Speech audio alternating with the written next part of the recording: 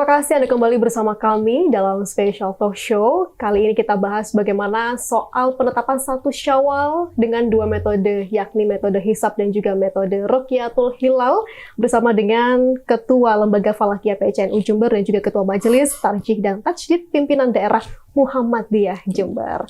Bapak, tadi kita bahas soal bagaimana pandangan metode untuk menentukan awal bulan Hijriah khususnya 1 Syawal dari Ruqyatul Hilal, kemudian ada juga metode hisab, sama-sama punya kelebihan dan sama-sama saling dibutuhkan dalam aspek kehidupan kita, utamanya soal ibadah di agama kita, di agama Islam begitu. Nah, kita coba ulik sekali lagi soal Ruqyatul Hilal. Nah, tentunya metode ini kita perlu memastikan hasil ruqyat itu akurat dan juga dapat dipercaya. Faktor dan pertimbangan apa saja yang menjadi komponen penting yang harus diperhatikan? Terima kasih. Untuk hal-hal yang perlu kita perhatikan agar hasil ruqyah itu terpercaya dan bisa dipertanggungjawabkan di masyarakat, yang pertama, ilmu hisabnya yang dipakai sebagai tolak ukur itu harus ilmu hisab yang juga terpercaya juga. Artinya ilmu hisab yang data-datanya betul-betul akurat. Selama ini dari kami, dari NU, ada banyak lintas metode yang kita pakai di dalam ilmu hisab. Dari teman-teman Muhammadiyah juga kita pakai, dari teman-teman BMKG juga kita pakai, dari khas murni punyanya pesantren NU juga kita pakai semuanya. Data itu kemudian kita padukan untuk kita simpulkan. Kesimpulannya nanti akan seperti apa, bulannya terbit di mana. Nah, ini sebagai tolak ukur. Sebagai tolak ukur. Jadi tidak serta-merta kemudian ketika peruqyah atau orang yang melihat hilal itu mengaku melihat, itu kemudian kita langsung ambil sumpah bahwa ini begitu. Tapi harus kita verifikasi dulu menggunakan ilmu hisabnya. Anda lihatnya di mana? Saya lihatnya di sebelah selatan, padahal pada waktu itu hisab mengatakan bahwa bulan berada di utara matahari, tapi orangnya mengatakan melihatnya di selatan matahari. Maka hal-hal yang seperti ini harus kita verifikasi menggunakan ilmu hisabnya. Oleh karena itu, di tempat ruqyah itu biasanya kami juga didampingi oleh pengadilan agama. Baik. Dari pengadilan agama untuk memverifikasi bahwa peruqyah itu betul-betul bisa dipercaya. Artinya bahwa apa yang dilihat oleh peruqyah itu betul-betul hilal yang kita inginkan untuk kita lihat. Yang terakhir, yang paling baru itu saat ini yang berhasil meruqyah hilal harus mencantumkan citra hilal yang dilihat.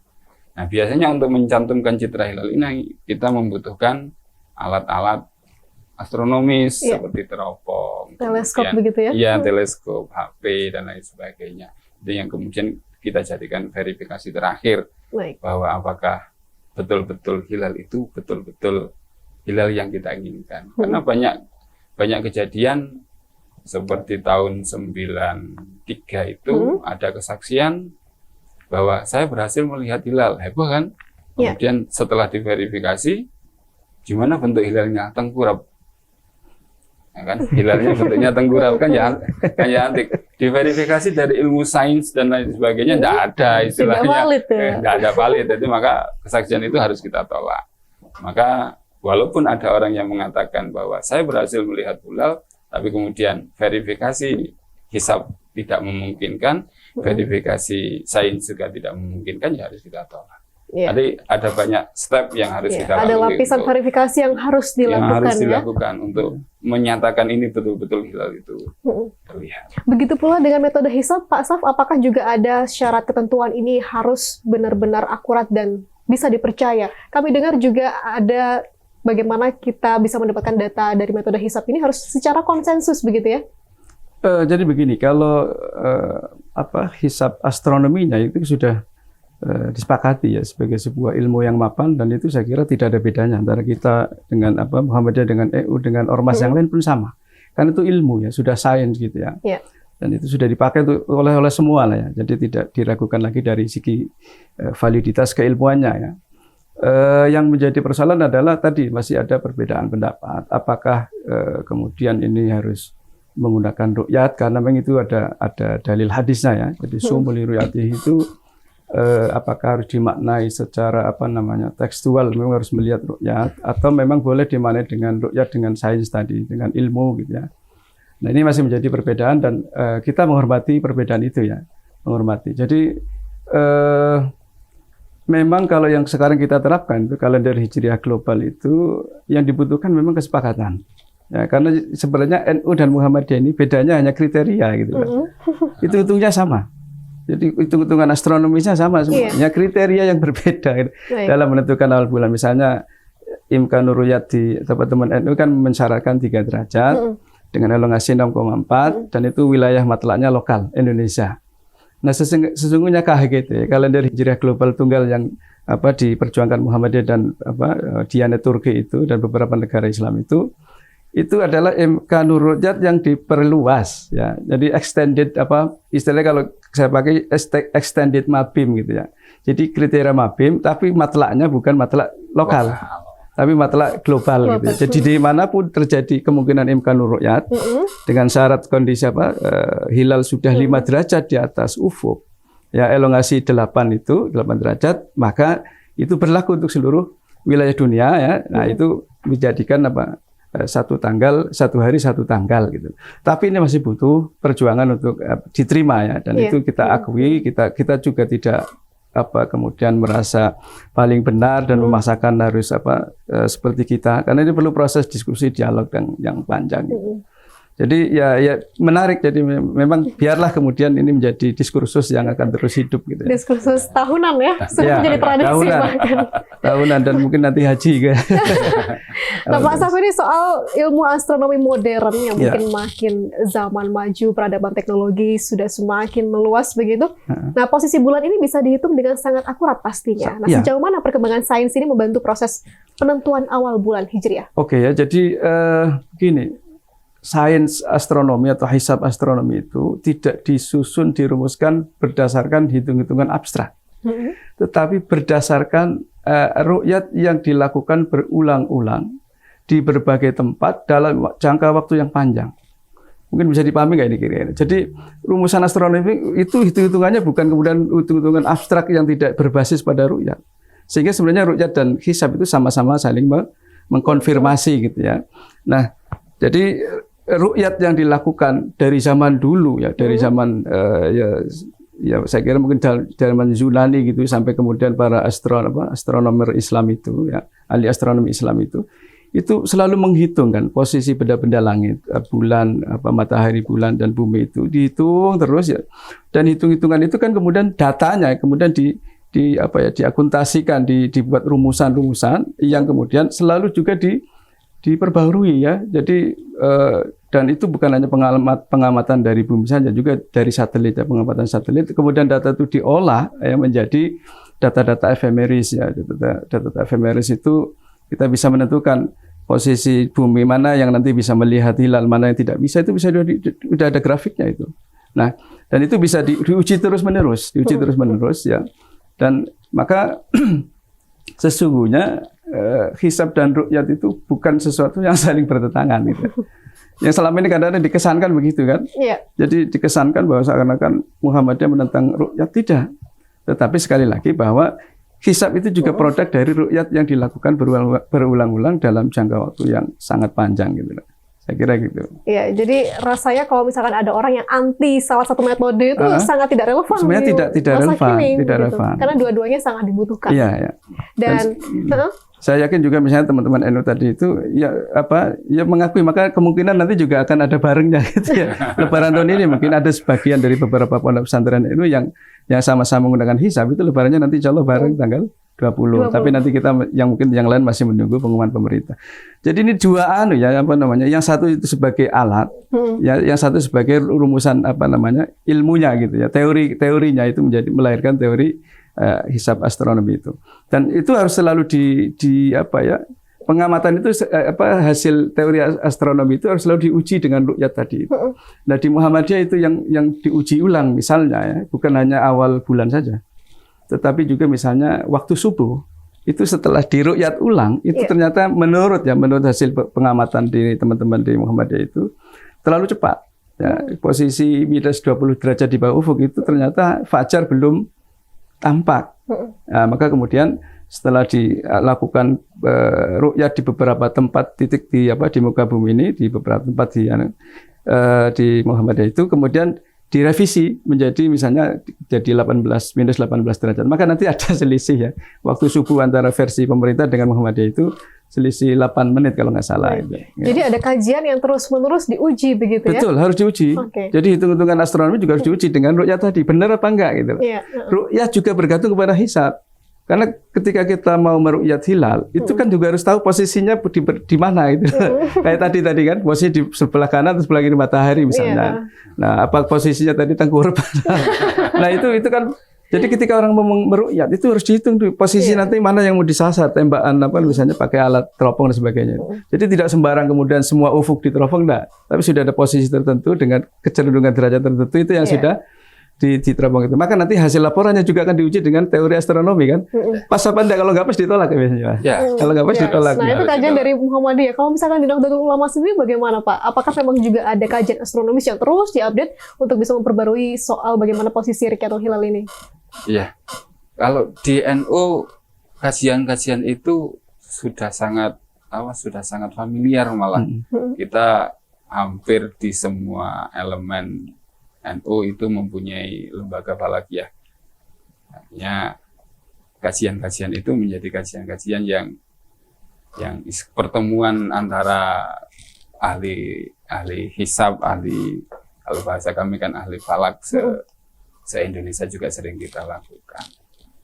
Artinya menyambung seperti yang disampaikan oleh teman-teman dari Muhammadiyah bahwa sebenarnya permasalahannya bukan pada hisab atau ru'yah. Cuman bagaimana menempatkan hisab itu dalam pengambil keputusan.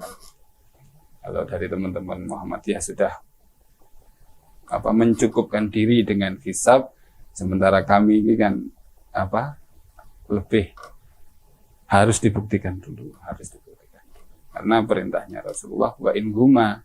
Artinya wa in huma itu tidak memandang bahwa hilal itu wujud atau belum, tapi ada faktor eksternal yang harus diperhatikan. Nah, faktor eksternal yang disampaikan oleh Rasulullah itu adalah guma, yang tidak pada hilalnya, tetapi faktor cuaca. Jadi walaupun itu sudah wujud, tetapi apabila guma, maka kami sudah menyatakan bahwa itu pasti belum tanggal 1. Mengenai perkembangan ilmu falak di dalam NU, alhamdulillah ini malah teman-teman Muhammadiyah kemarin malah memberikan statement, malah kalau yang awal-awal itu NU kalah jauh dengan teman-teman Muhammadiyah, untuk sekarang ini teman-teman dari NU sudah melangkah lebih kejauhan malahan. Sudah hampir di segala lini sudah dimasuki oleh teman-teman. Bahkan sekarang kita sudah mengembangkan pola falak berbasis Android dan seterusnya. Ya, itu jadi hampir semuanya kami yang merancangnya.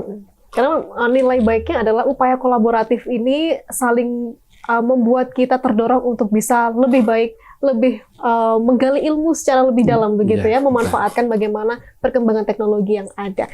Nah, soal bagaimana pandangan ulama memandang perbedaan metode ini dalam tradisi ijtihad Islam bagaimana, Pak Bay? Ulama-ulama memandang perbedaan ijtihad gimana ya? Tadi sudah disampaikan sebenarnya bahwa antara hisab dengan ru'yah itu tidak ada pertentangan, karena memang kedua-duanya itu adalah kesatuan. Bahwa hisab itu data-datanya diambilkan dari ru'yah yang berulang-ulang seperti yang disampaikan oleh Bapak Saud tadi, bahwa kemudian hasil ru'yah juga harus diverifikasi dengan hasil hisab, karena tidak mungkin hal itu akan melenceng terlalu jauh. Jadi seperti para ulama sebenarnya nggak ada masalah tentang hisab dan ru'yah. Cuma permasalahannya yaitu tadi tentang menempatkan hisabnya, karena menurut kami hisab itu masih bersifat don, masih bersifat ramalan kan gitu. apakah ramalan ini betul-betul sesuai atau tidak, maka itu butuh verifikasi. Verifikasinya dalam bentuk ru'yatul hilal. Oke, tadi Pak Sauf sempat mengatakan soal perbedaan metode ini hanya ada pada kriterianya saja sebetulnya, begitu. Nah, apakah ke depan ada kemungkinan ruang untuk semakin mendekatkan atau menyatukan kriteria penentuan awal bulan ini di Indonesia khususnya? Ya, sangat mungkin ya.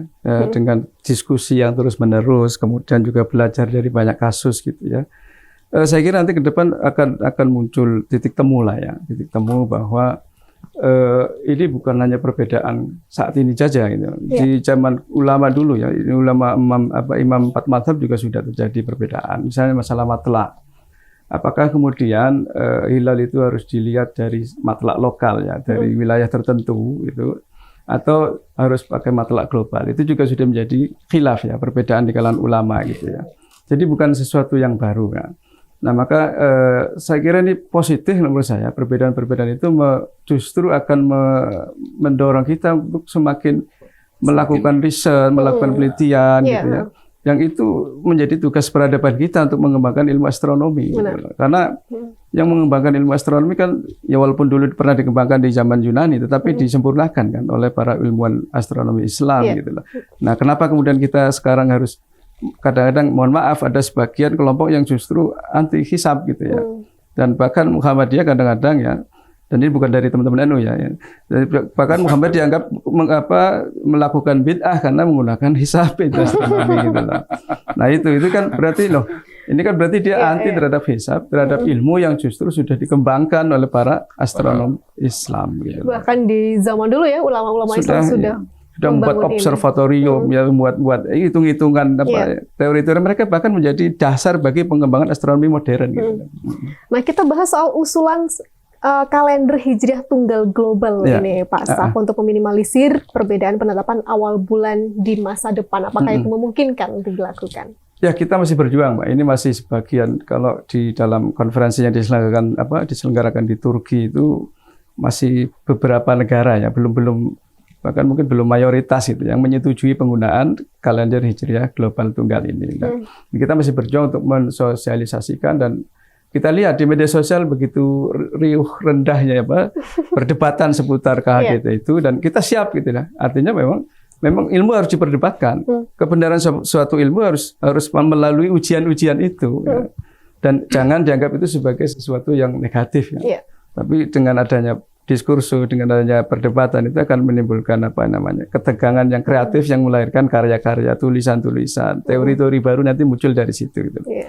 Dan memang rumusnya sekarang pada masalah kesepakatan.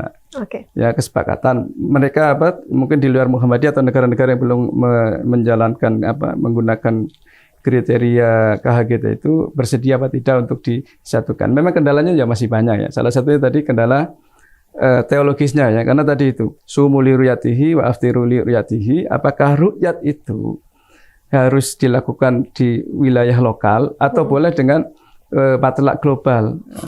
Nah, ini juga masih menjadi tarik ulur ya, menjadi tarik ulur. Kalau misalnya nanti bisa dilonggarkan sedikit ya, maksudnya bahwa ru'yat itu tidak harus lokal ya, tapi bisa global. Itu saya kira nanti bisa menyelesaikan banyak hal, bisa menyeragamkan ya, atau menjadikan satu hari, satu tanggal, satu hari gitu. Oke. Kita akan tanya soal tanggapan dari Pak Bay mengenai kalender Hijriah Tunggal Global ini untuk meminimalisir perbedaan penetapan awal bulan di masa depan. Apakah memungkinkan ini terjadi kesepakatan di masa yang akan datang? Kita jawab di segmen berikutnya, Pak Bay. Dan saudara, tetaplah bersama kami.